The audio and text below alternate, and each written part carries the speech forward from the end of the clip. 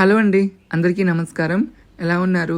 మీరందరూ హ్యాపీగా సంతోషంగా ఉండాలని ఆ భగవంతుని ఎప్పుడూ మనస్ఫూర్తిగా కోరుకుంటున్నాను. ఈరోజు మరొక బ్లాగ్తో మీ ముందుకు వచ్చేసాను. దీని ముందు బ్లాగ్లో మీ అందరికీ నేను చెప్పాను కదా, మార్గశిర మాసంలో అమ్మవారికి లక్షవారం కూడా ప్రత్యేకంగా పూజలు ఉంటాయని చెప్పేసి మనకి మొత్తం 4 వారాలు వచ్చాయన్నమాట.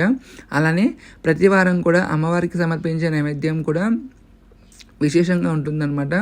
ఒక్కొక్క వారం అమ్మవారికి ఒక్కొక్క నైవేద్యం పెట్టవలసి ఉంటుంది. సో మొదటి వారం అమ్మవారి పూజ ఎలా చేసుకోవాలో నేను మొత్తం అంతా కూడా వీడియో అయితే పెట్టాను. అలానే మొదటి వారం పూజలో అమ్మవారికి ఏం నైవేద్యం పెట్టాలో కూడా నేను మీకు ఇవాళ చేసి చూపించబోతున్నాను. అలాగే రెండో వారం మిగతా వారాలు కూడా మీకు చూపిస్తాను.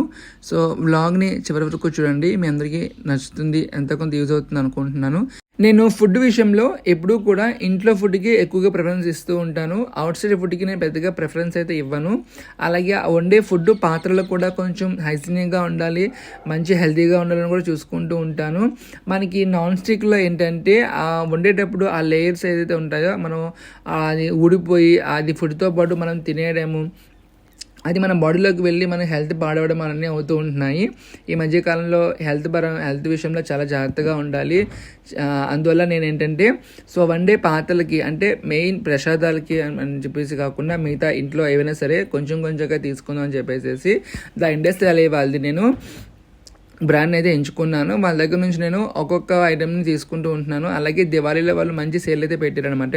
అందువల్ల నేను ఈ కుక్కర్ని అయితే తీసుకున్నాను, 3 లీటర్స్ది. ఇదైతే మనకి 5 to 8 పీపుల్స్ వరకు సరిపోతుంది అనమాట. అందువల్ల పెద్దదే తీసుకున్నాను. ఈరోజు ఇందులోనే మీకు చూపించబోతున్నాను. ఇండస్ వ్యాలీ వాళ్ళది కుక్వేర్ చాలా బెస్ట్ అనమాట, చాలా బాగుంటుంది.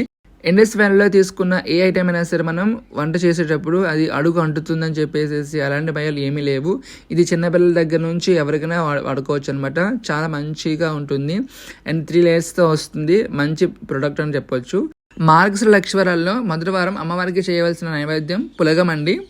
ఈ పులగం మాకు అందరికీ తెలుసులే, ఇందులో పెద్ద ఏముంది అని అనుకోవచ్చు. కానీ ఈ పులగం చేసే విధానంలో కొంచెం ట్రిక్ ఉంటుందన్నమాట. సో మీరు అందరూ చేస్తారు, మీలాగే నేను కూడా చేస్తాను. కానీ కొలతల ప్రకారంగా చేసుకుంటే కనుక అది వండేటప్పుడు ఏ విధంగా ఉంటుందో చల్లగైనాక కూడా మనకి అలాగే ఉంటుంది. గట్టిగా అయిపోవడము అట్లా ఏం కాకుండా బాగుంటుంది అనమాట. సో మీకు ఎలా కొలతలో చేసుకోవాలో మీకు చేసి చూపించబోతున్నాను. అలాగే నేను చేసే రెసిపీ మీకు నచ్చితే ఖచ్చితంగా లైక్ చేయండి. కామెంట్ సెక్షన్లో మీకు నచ్చితే కనుక కామెంట్ చేయండి మీకు ఏమనిపించిందో ఆ యొక్క రెసిపీ అనమాట. సో దానికి కావాల్సిన ఐటమ్స్ ఏంటంటే పులగానికి 1 స్పూన్ జీలకర్ర, కొన్ని 1/2 టీ స్పూన్ మిరియాలు, జీడిపప్పు గుప్పెడు, పచ్చిమిర్చి నేనైతే 6 తీసుకున్నాను కారం కోసం అని చెప్పేసి. అలాగే అల్లం తురుము, 1/2 కప్పు పెసరపప్పు, 1 కప్పు రైసు. సో పెసరపప్పు రైస్ ఎలా అంటే పెసరపప్పు ఎంత తీసుకోవాలంటే రైస్లో సగం తీసుకోవాలి, దానికి ఈక్వల్గా తీసుకోకూడదు. అలా తీసుకుంటే ఇంకా బాగా గట్టిగా అయిపోతుంది అనమాట. అందువల్ల బియ్యం ఎంత తీసుకుంటున్నామో బియ్యంలో సగము పప్పు తీసుకోవాలి. సో అది బియ్యం కూడా ఏంటంటే రేషన్ బియ్యం అయితే ఇంకా మంచిది. మామూలుగా మనం రెగ్యులర్గా వాడే రైస్ కన్నా రేషన్ బియ్యం అయితే కనుక టేస్ట్ ఇంకా బాగుంటుంది. సో నేనైతే అవే తీసుకున్నాను, రేషన్ బియ్యం తీసుకున్నాను. సో స్టవ్ ఆన్ చేసుకొని పప్పుని లో ఫ్లేమ్లో పెట్టుకొని మనం త్వరగా వేయించుకోవాలి, అడుగు అంటకుండా. హైలో ఫ్లేమ్ పెట్టేస్తే అది కలర్ మారుతుంది కానీ లోపల అయితే వేగదు, పప్పు పచ్చిగానే ఉంటుంది. సో మీకు ఈ వీడియోలో చూపిస్తున్నాను కదా, ఆ రకంగా కలర్ మారేలాగా వేయించుకోవాలి. ఇప్పుడు ఆ పప్పుని అలాగే బియ్యం తీసుకున్నాం కదా 1 కప్పు, ఆ 2 కలిపి మనం ఒకసారి కలిగి పెట్టుకోవాలి. నానబెట్టుకోకూడదు, నానబెట్టుకుంటే ఇంకా మెత్తగా అయిపోతుంది, పలుకుగా ఉండదు ఉడికిన తర్వాత. సో జస్ట్ ఒకసారి అలాగా కలుపుకొని పక్కన పెట్టేసుకోవాలి. సో పులగం చేసుకోవడానికి మీ ఇష్టం అండి, కుక్కర్ అయినా యూజ్ చేసుకోవచ్చు, లేదంటే నార్మల్గా పాత్రలైనా వాడుకోవచ్చు, మీ ఇష్టం అది. సో ఇప్పుడు నేనైతే కనుక ఇండస్ వ్యాలీ వాళ్ళది కుక్వేర్లో మీకు చేసి చూపించబోతున్నాను. సో ఫస్ట్ రెసిపీ కాబట్టి అమ్మవారి రెసిపీ కాబట్టి ఇందులో మీకు చేసి చూపించబోతున్నాను. సో దానికోసం అని చెప్పేసి ఫస్ట్ నెయ్యి యాడ్ చేసుకోవాలండి. ఆవు నెయ్యి మాత్రమే వాడాలి, నూనె వాడకూడదు దీనికి, ఈ రెసిపీకి. సో నెయ్యి యాడ్ చేసుకున్న తర్వాత, నెయ్యి హీట్ ఎక్కిన తర్వాత అందులో జీడిపప్పు, జీలకర్ర, మిరియాలు యాడ్ చేసుకోవాలి. తర్వాత పచ్చిమిర్చి కారం తగ్గట్టుగా. చాలామంది పచ్చిమిర్చి కూడా కాకుండా ఎండుమిర్చి కూడా యాడ్ చేసుకుంటారు, మీ ఇష్టం, కావాలనుకుంటే అది కూడా యాడ్ చేసుకోవచ్చు, నేను ఇక్కడ యాడ్ చేయట్లేదు. అలాగే అల్లం తురుము. ఎప్పుడు కూడా కూరల్లో కానీ ఫ్రైలో కానీ అల్లం ముక్కల కన్నా తురిమేస్తేనే టేస్ట్ బాగుంటుందండి. ఇప్పుడు ఇదంతా కూడా లో ఫ్లేమ్లో పెట్టుకుని వేయించుకోవాలి, హై ఫ్లేమ్లో కాకుండా. ఇది బాగా వేగిన తర్వాత ఇప్పుడు నేను వాటర్ యాడ్ చేస్తున్నాను. రైస్ కుక్ చేసుకోవడానికి. నేను మొత్తం కలిపి 1/2 కప్పు పెసరపప్పు, 1 కప్పు రైస్ తీసుకున్నాను కాబట్టి మొత్తం 1.5 కప్పు. 1.5 కప్కి నేను 3 గ్లాస్ వాటర్ అయితే యాడ్ చేస్తున్నాను.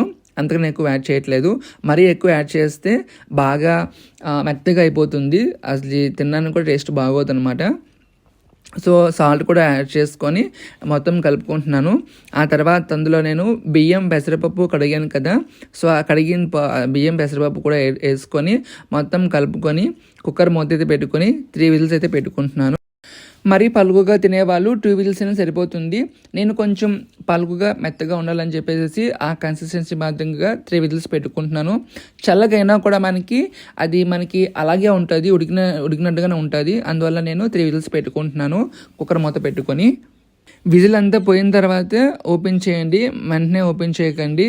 ఆ యొక్క హీట్కి ఇంకొంచెం బాగా మొగ్గుతుంది అనమాట ఆ వేడికి. సో ఎంతో టేస్టీ అయిన పులగం అయితే రెడీ. సో నేను ఎప్పుడు ఈ రకంగానే చేస్తాను. నేను చేసే పులగం రెసిపీనే కాకుండా ఏదైనా సరే ఫ్రెండ్స్కి అవ్వచ్చు, ఫ్యామిలీ మెంబర్స్కి అవ్వచ్చు, చాలామందికి ఇష్టము. సో అడిగి మరి చేయించుకొని తింటూ ఉంటారు. చూసారా, ఇలాగే ఉంటుంది. చల్లగైనా కూడా గట్టిగా పడద్దు, కన్సిస్టెన్సీ ఇలాగే ఉంటుంది. సో మీరు కూడా ఇలాగే చేయండి. సో ఫస్ట్ వారం అమ్మవారికి ఈ రకంగా చేసి నైవేద్యంగా సమర్పించండి. అలానే రెండో వారం అమ్మవారికి అట్లు తిమ్మనం చేస్తారండి. అట్లు అందరికీ తెలుసు. తిమ్మనం ఏంటి అనుకున్నారా? అది చాలా బెస్ట్ రెసిపీ, ఈజీ అనమాట, హెల్దీ కూడా. సో అది కూడా మీకు నేను రెండో వారం పూజకి ముందే చేసి చూపిస్తాను. సో అన్నమాట ప్రకారం ఫస్ట్ వారానికి ముందే నేను మీకు రెసిపీ అయితే చేసి చూపించాను. అలానే ఈ మార్గశిర లక్షవారాల్లో మొదటి వారం పూజ షేర్ చేసినప్పుడు కొంతమందికి కొన్ని డౌట్స్ అయితే వచ్చాయన్నమాట. అదేంటంటే ఈ మార్గశిర లక్షవారాలు పూజ చేసుకునేటప్పుడు ఆయిల్తో వండిన పదార్థాలు తినకూడదు కదా అంటున్నారండి. అవునండి, ఆయిల్తో వండిన పదార్థాలు అయితే తినకూడదు ఈ మార్గశిర లక్షవారాలు చేసుకునేటప్పుడు.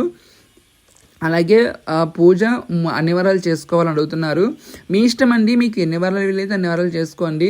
మన ప్రొఫెషనల్ లైఫ్, మన హెల్త్, మన విలుబాటు అన్నీ చూసుకునే చేసుకోవాలి. దాని తర్వాత ఏదైనా సరే మనసులో భక్తి ఇంపార్టెంట్ అండి. మీకు ఏ వారం అవ్వకపోతే కనుక నిత్య పూజగా కూడా చేసుకోవచ్చు అమ్మవారికి ఆ రకంగాన. సో మీ దేవుడి మందిరంలోనే చేసుకోండి. మీకు అలా సపరేట్గా అవ్వకపోతే కనుక మీకు ఎన్ని వారాలు అయితే అన్ని వారాలు చేసుకోండి. లేదా ఒక వారం అవుతుందా, ఆఖరి ఒక వారమే చేసుకొని 4వ వారం చేసుకుని అమ్మవారికి మనశ్శాంతిగా పూజ చేసుకోండి. ఇంకా తాంబూలానికి ఖచ్చితంగా ఇవ్వాలా మొత్తైతే కడుగుతున్నారండి. అవునండి, ఎవరో ఒకరు తాంబూలానికి అయితే ఇవ్వాలి. మీకు ఇంటికి ఎవరు అవైలబుల్ లేకపోతే కనుక గుడికి తీసుకెళ్ళో లేదంటే మీ చుట్టాల్లో ఎవరో ఒకరికి పిలిచినా ఇవ్వండి ఆ రకంగా. సో ఒకరికి ఇచ్చినా సరిపోతుంది. మీకు 3, 5 అంతమంది వీలు కాకపోతే కనుక ఒక బ్లౌజ్ పీస్ ఏదో ఒకటి తాంబూలం పెట్టి ఆ రకంగా తాంబూలం ఇవ్వండి. సో ఈ రకంగా అమ్మవారి పూజ చేసుకొని అమ్మవారి కృపకు మీరు అందరూ బాధలు కావాలని మనస్ఫూర్తిగా కోరుకుంటున్నాను. అలాగే రెండో వారం నైవేద్యం కూడా మీకు ఖచ్చితంగా షేర్ చేస్తాను. So thank you so much.